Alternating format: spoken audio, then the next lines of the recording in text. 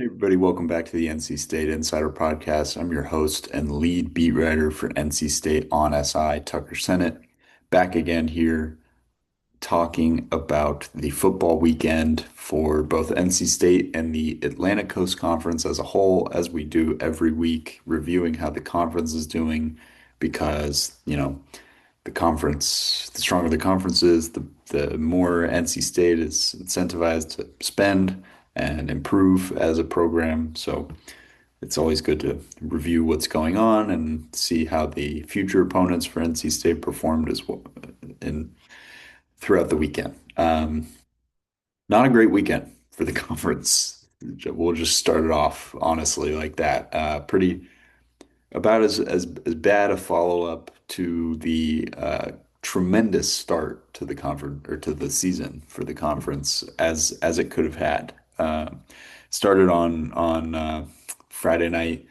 Louisville was in a dogfight with James Madison, and they were able to sort of collect themselves and come back and win that game at least. But Louisville was supposed to be one of the kind of dark horses of the conference, and they did not look impressive against kind of their first real competition of the season.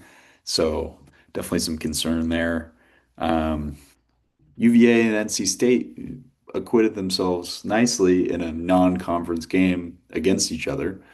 So that was, sort of a wash in a lot of ways because you kind of hope that Virginia, a team that's supposed to be more towards the bottom tier of the conference, can go start their season, 2-0, 3-0, against some weaker competition. And instead, they can't escape Raleigh with a win. Huge win for the Wolfpack to get that 2-0 start as they kind of have this unique scheduling stretch where they don't leave North Carolina until they go to Notre Dame later in October. So even though they have road games like next week against Wake Forest, they don't leave the state. I mean, that's a bus ride. So they have a huge advantage there. Um, they play Duke in the coming weeks, then they host Virginia Tech and Campbell as kind of the tune-up before that Notre Dame trip. So really solid start scheduling wise for Virginia or for sorry for NC State. Um, they'll need to kind of keep this momentum going, especially against Duke in that spot. If they can steal a win there against a stronger Duke team that has Manny Diaz has really had Dave Doran's number over the last few years. So if State can steal that one, they could be a major perk for the conference as a whole, and maybe get some TV time in this new system that they have with the ACC and the TV revenue system. So not a bad contributor. The easy wins before we kind of dive into everything that went wrong. You had your several bye games in the ACC where the ACC opponent is paying an FCS or really low level FBS school to play. Miami with their annual Bethune-Cookman game dominated 45-3, nothing of note there. Florida State continued to impress, although against a massively inferior opponent, but they scored 77 points against East Texas A&M. Uh, Pitt dominated Central Michigan 45-17, although not as impressive as I would have expected out of them at home. Georgia Tech beat Gardner-Webb 59-12. Wake Forest got a 32-point win over West Carolina. Um, they barely beat Kennesaw State, more um, one of the worst FBS programs and newest FBS programs last week.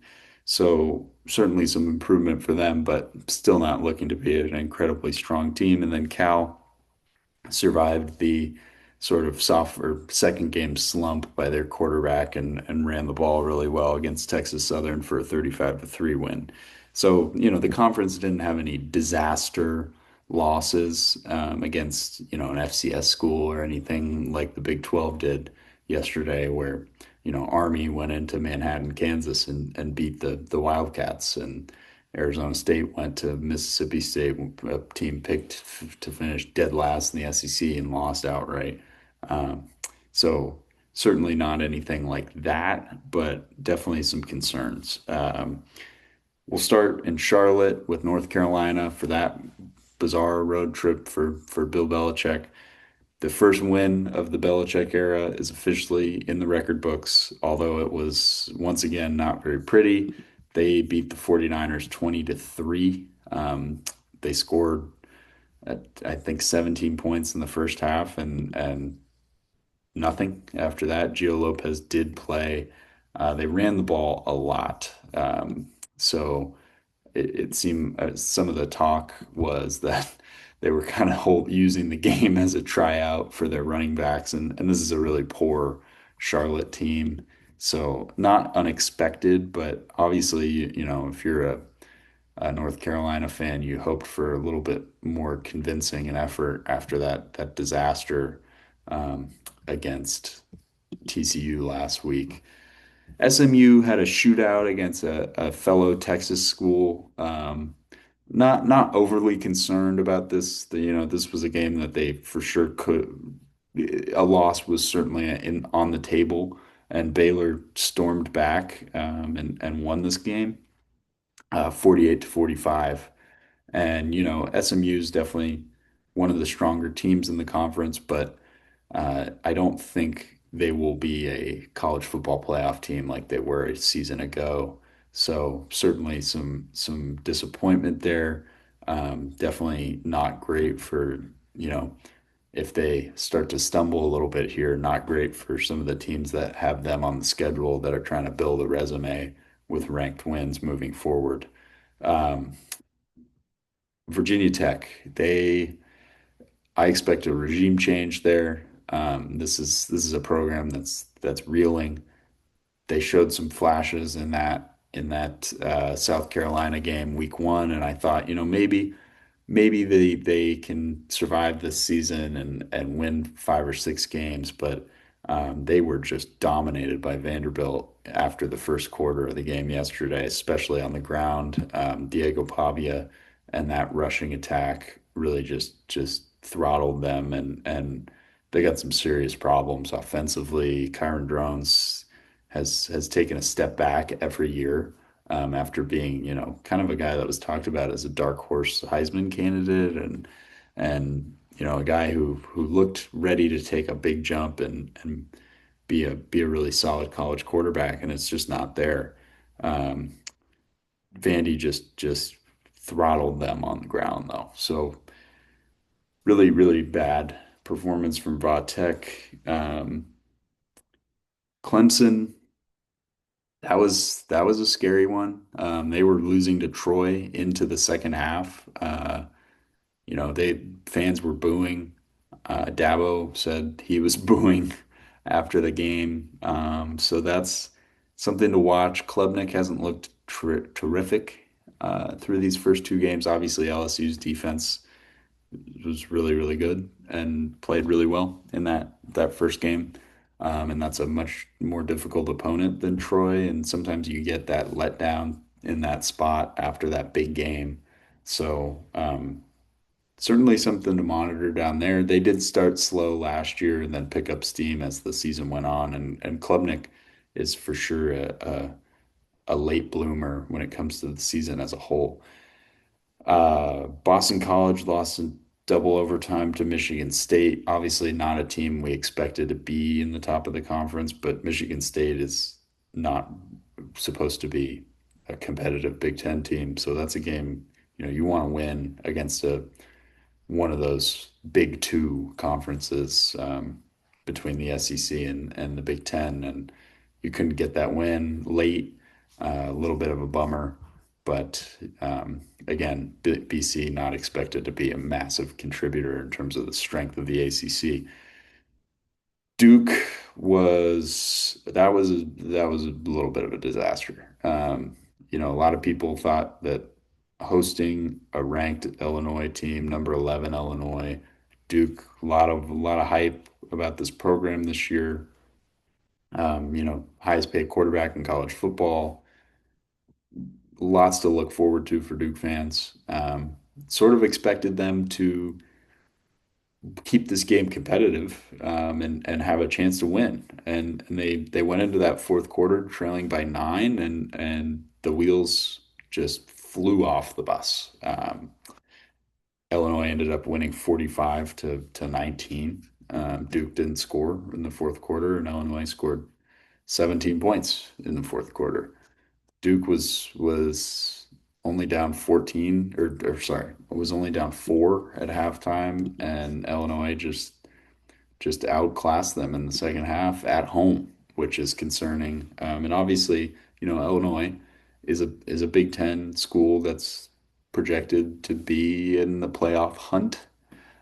So you can't get too upset about losing to a playoff team. It's more the manner that Duke lost, given that they were talked about as a team that could, sneak into the top three of the ACC, and they just were not competitive against Illinois.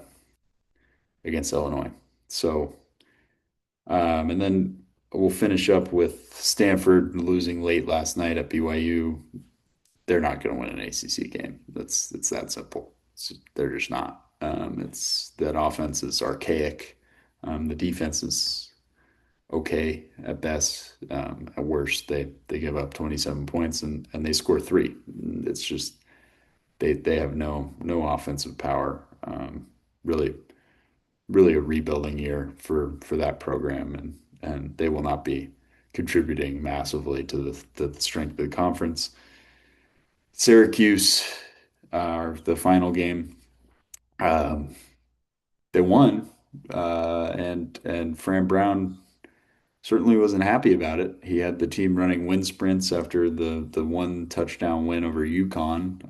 Had the team run sprints after the game in front of the media.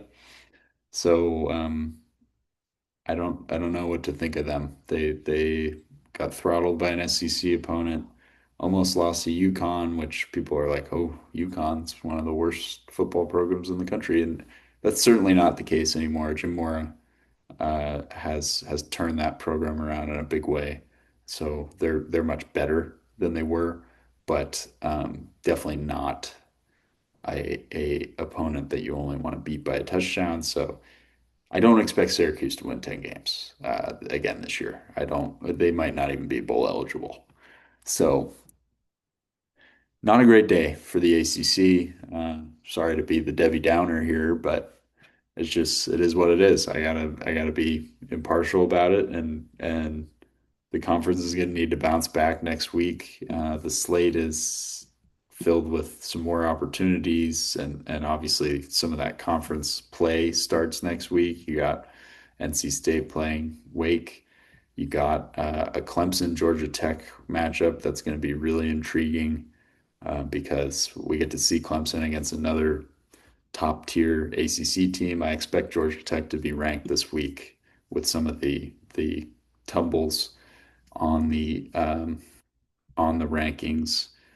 Maybe the most interesting game is Miami. They are starting kind of their gauntlet of their schedule, and they have an unexpectedly very good opponent in South Florida who just went into Gainesville and upset the Florida Gators. A pretty unbelievable win for the Bulls. They're off to a 2-0 start with back-to-back wins over ranked opponents in Boise State and Florida.